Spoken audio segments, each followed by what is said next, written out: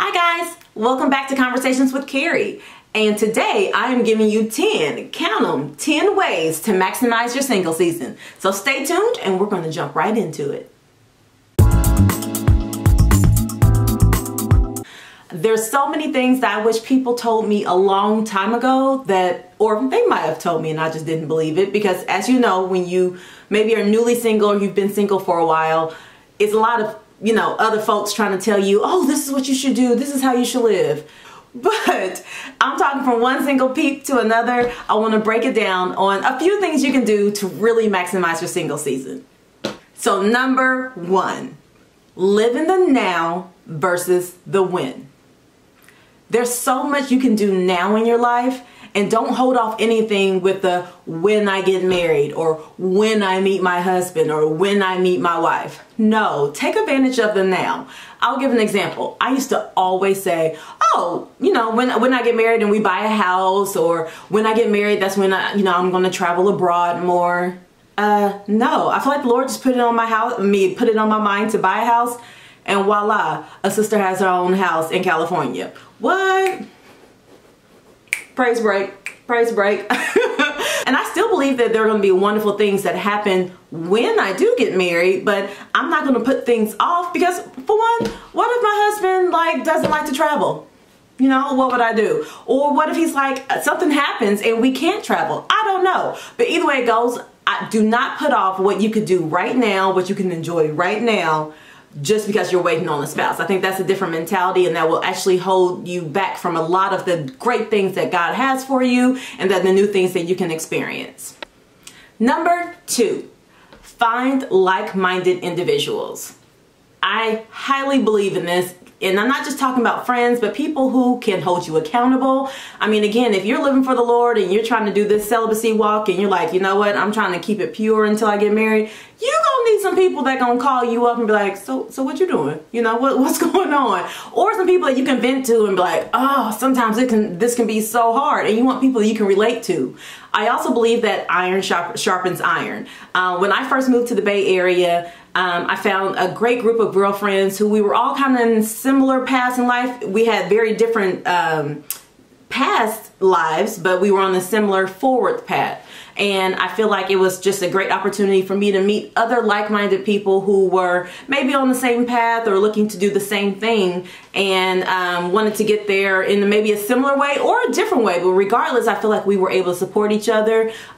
We were able to do things, do activities together, explore different things. And again, also that level of accountability. Number three. I think we've all heard the verse, delight thyself in the Lord and He'll give you the desires of your heart. A lot of times people think that means oh, He'll give me everything I want. He'll give me all the desires of my heart. And I'm not saying it doesn't mean that, but I think Stephen Furtick from Elevation Church said it so perfectly when he said, let God give you the desires of your heart. Let Him tell you what desires should be in your heart. I think that's a great and a very different perspective to have around looking at that. I used to pray, Lord, let my desires line up with your will. And there's some things that He took the desire for, certain things I just wasn't interested in doing anymore. I wasn't interested in pursuing.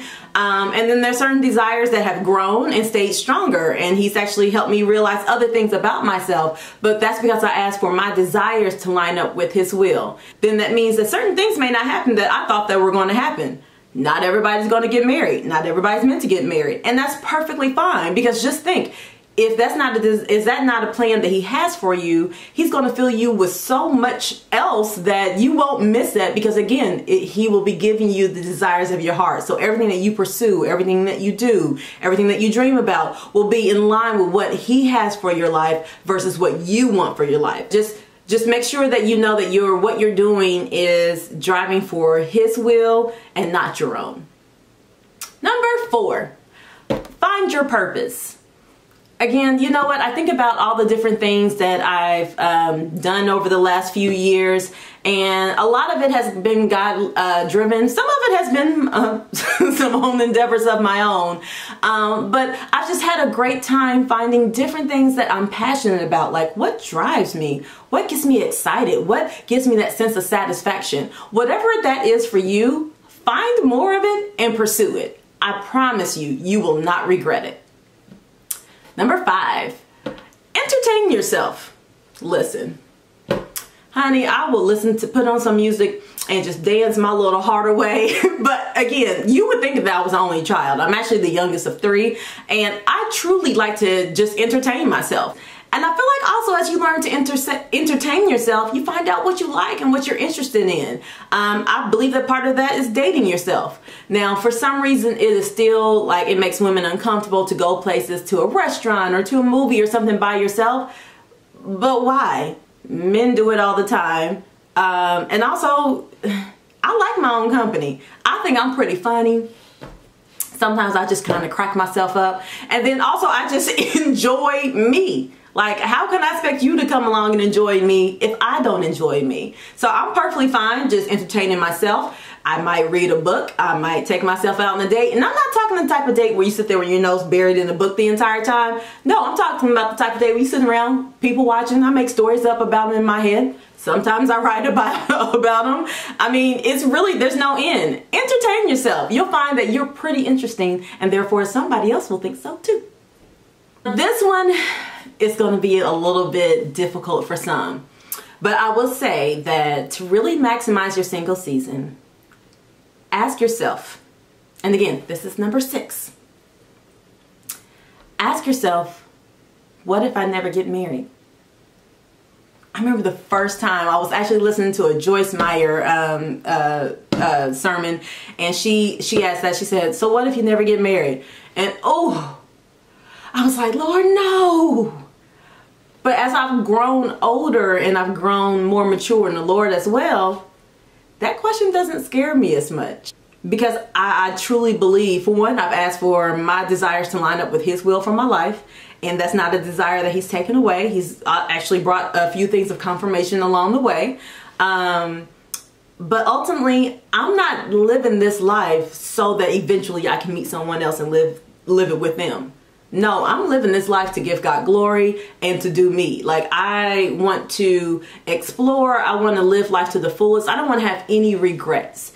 And if I'm so busy living my life just in the hopes and just waiting for that time to get married, to be honest, I'm going to be screwed. Like, I need to make sure that I'm maximizing my time now. And if I never get married, I know in my heart that the Lord would fulfill all my other desires. Like, I know it would be taken care of. Like, well, am I going to sit here and do everything all with the hopes of getting married? Or am I going to do everything all with the hopes of pleasing God so that He can say, you know, well done? That's what's most important. So as you think about that question, journal, do whatever you need to do, really think about it. Like, what really matters to you? I think a lot's going to come out of that question. You'll find out what's really most important to me. Is my relationship with the Lord most important? Or is my relationship status most important?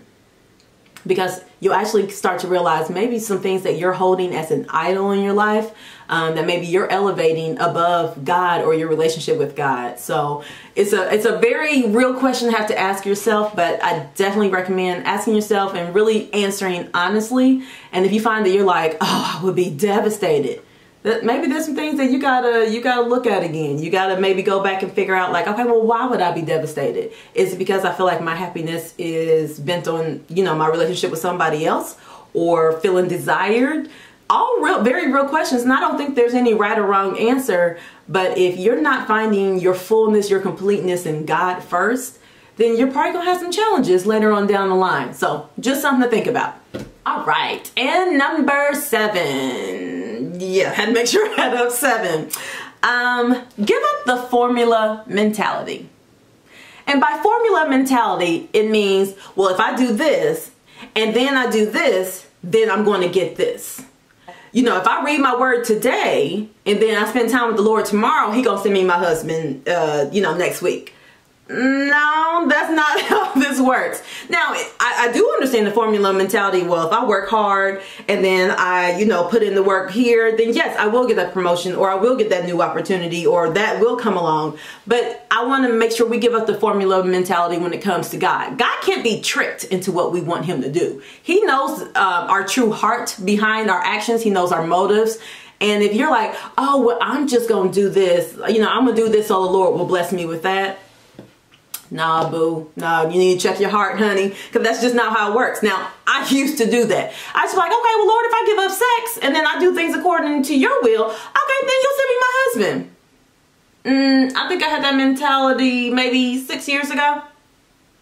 But I had to mature. I had to learn that, okay, it's not about this 1 + 1 = 2. No, because 1 + 1 might equal 11. If you know what I mean. So there's no perfect way to do anything. God is going to do things in his timing. And I know it may seem like, what is taking so long? But if you're busy doing some of these other things to really maximize a single season, you won't be so concerned with, oh, well, what's taking so long? Or, you know, Lord, you told me if I did this, you would do this. Because yes, he will reward you for your obedience and righteousness, but it may come out in a different way than you expect. But if you're also just doing it only so that you can be rewarded and not just to make him proud of you and to thank him for all that he's done for you already, then okay, you might need to check your mindset a little bit. So, you know, we having some real conversations. Number 8, girl, boo, find a hobby. If you find a hobby, that will lead you straight to your purpose. So I don't know if you're into, you know, hiking. I don't know if you're into crafting, writing, whatever it might be. Find a new activity, find a new hobby, try some different things, try pottery. There's so much that you could be doing that could be really maximizing this time. And you'll find that, that brings me a lot of joy. Volunteering with kids. Oh my gosh, that makes me really happy. Now, that don't make me happy. That was just an example. But really, just find different things that you can do that, you know, occupy your time in a positive way. And you know what? For me, I'm always trying to find something new to experience. I don't know, maybe cooking. I just started baking like over the last 2 years, and your girl can throw down. I'm just gonna put that out there. I'll be doing something in the kitchen. So, but find something new that really, like, you'll find like, oh, I didn't know I could do that. Oh, I'm good at that. And look at you, just adding stuff to the resume, adding stuff to the list. But whatever it is, have some fun doing it. And I think I'm on number 9. If you have a lot of extra time on your hands, get a second job. Some of y'all like, I don't like my one job. Okay, that's a different story, but get a second job. Honey, listen, when I want to say maybe early 30s, I was like, oh, I want this, or I want to do that. And then my first job didn't pay for it. I went out and got me a second job and was hustling. You hear me? But then also I was kind of surprised that, like, oh, Carrie, you've got a work ethic. You know how to do this thing, girl. But I had to find that out. But also I liked building a savings account. I liked, and the fact that I was like doing stuff that I'm already good at, or maybe things I was already interested in. So it was kind of easy, like, oh, now I get paid to do those things. Shoot, you better go on out there and get you a second job. Your bank account will thank you later. Number 10. Pray about it. I know you're probably like, wow, Carrie, that's really insightful. No, really, in maximizing your single season, pray and ask the Lord, well, Lord, how can I maximize the single season? How can I get the most out of this? You know, you've already asked him to align your desires of your heart with his will, but ask him, like, Lord, what should I be doing right now? He'll bring somebody by, he'll show you a new activity. Maybe it's that neighbor that you've been concerned about. I don't know what it is. It might be at a nursing home, different things. But if you just ask the Lord and you pray about it, like, Lord, well, what should I be doing with this time in my life?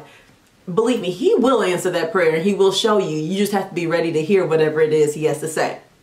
Okay, guys, so just took a little bit of your time to give you 10, and I'm talking 10 ways to maximize your single season. So I hope you enjoyed this conversation with Carrie. See you next time.